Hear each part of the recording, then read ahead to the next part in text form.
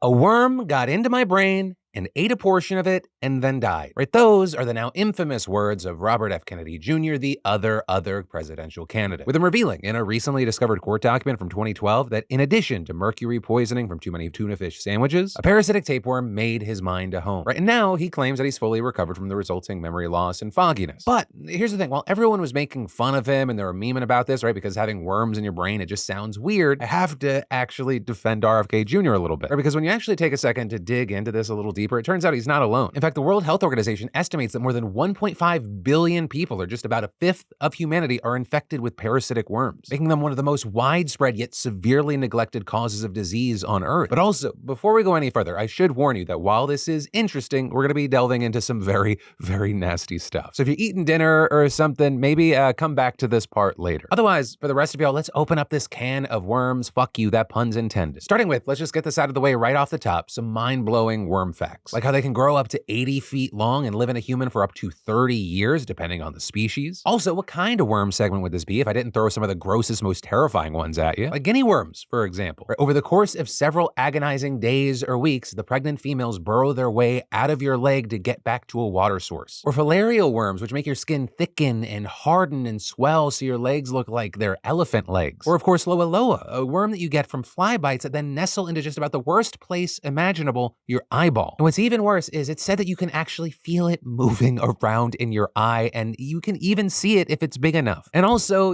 there are pinworms, which are basically harmless, but they do crawl out of your asshole while you're asleep and lay their eggs there, which then makes your butt itchy, so then people scratch it, and then, if it goes all to plan, you stick your fingers in your mouth at some point and you re-ingest the larva, which is also why they're most common in children. But as shocking as they are, all these parasites are either extremely rare or simply less common than the main intestinal worms. The hookworm, the whipworm, the tapeworm, and the roundworm Ascaris. And they all get inside you in different ways. Right? The hookworm, for example, waits in the soil for you to come walking along barefoot, and then it penetrates your skin and enters your bloodstream. But then most other species, they usually have to be ingested somehow, usually by hitching a ride on contaminated food, water, or surfaces. Or so maybe you drink some water that hasn't been properly treated, or maybe you stick your fingers in your mouth without washing them, or maybe you eat some undercooked meat or unwashed vegetables. And then boom, those sticky microscopic eggs, they're inside you. And when they're ready, they hatch, spawning larvae that wiggle their way into your intestines, with them growing into mature worms and then slowly but devilishly suck in your blood, which sometimes, causes no symptoms or very mild ones, meaning that you, the person watching this and feeling nothing out of the ordinary, going, oh my God, this would be the worst thing in the world, I'm so glad it's not me. It could actually be you, and you just have no idea there's something living inside you. I'm so sorry if you're watching this while you're very high. What a bad trip this is. Though, in my defense, it's your bad decision making. But also, as far as symptoms, there are other times where they cause stuff like diarrhea, abdominal pain, malnutrition, anemia, and general malaise and weakness. But that's also just if they stay in the gut. Or sometimes the larvae end up in other organs that have different effects, like in the eyes, where they can cause blurred vision and blindness, according to a parasite expert who spoke to NPR, or muscles, which can weaken, or in the central nervous system, like the spine or the brain, which is where RFK Jr.'s tapeworm went. And there, it'll cause headaches, cognitive issues, a lack of balance, and in very rare cases, death and also seizures. In fact, it is the leading preventable cause of epilepsy around the world. And in just the US, about 1,000 or 2,000 people are hospitalized with this condition every year, usually because they traveled out of the country and brought something back, or because the vast majority of parasitic worm infections happen in Asia, Africa, and Latin America, which is partly due to the tropical climate in those regions being friendly to parasites, but also it's a result of their extreme poverty. Right? In poor rural communities especially, they don't have the money to invest in sanitation. And the worms, they rely on their host to help them spread by shitting out their eggs. So if you're living in a place without functioning toilets and not a lot of them, you might pop a squat behind some bushes or by a river, which then contaminates the soil or the water. So if we look at the United States, hookworm was rampant, especially in the South until the mid-20th century. But thanks to economic development and public health interventions, it's almost unheard of here today. Though one exception which proves the rule is it sometimes still thrives in deeply impoverished communities. Like in one town in Alabama, whose researchers found that 19 of 55 people tested in 2017 had hookworm. And they also found that it goes the other way too, with infections helping to perpetuate the poverty. Right? Most obviously is that if you're lethargic and anemic, not to mention all the other potential harms to cognition and vision, it's going to hinder your ability to work. But really, the people who suffer the most here are those who get infected as children, because that's especially when you need all your nutrients for growth and physical development. Plus, if you fall behind in school, it can be hard to catch up. Yet, as one expert who talked to NPR pointed out, if all the children who have just this one condition, schistosomiasis, if they all held hands, they would encircle the world 1.5 times. But the treatments for the most common worms, they're cheap, effective, and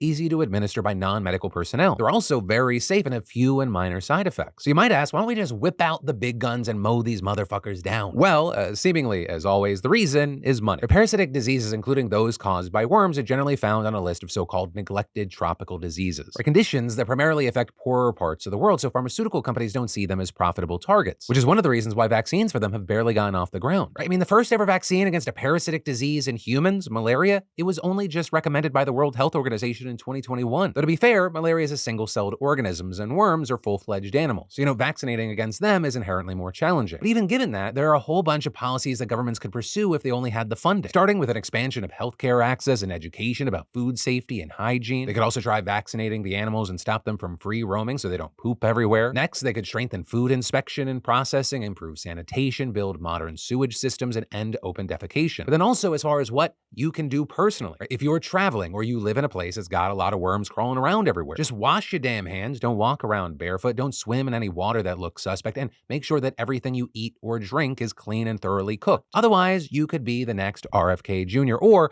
possibly much, much worse. But with all that said, you now know the appropriate amount or entirely too much about worms. You are welcome and/or I'm sorry.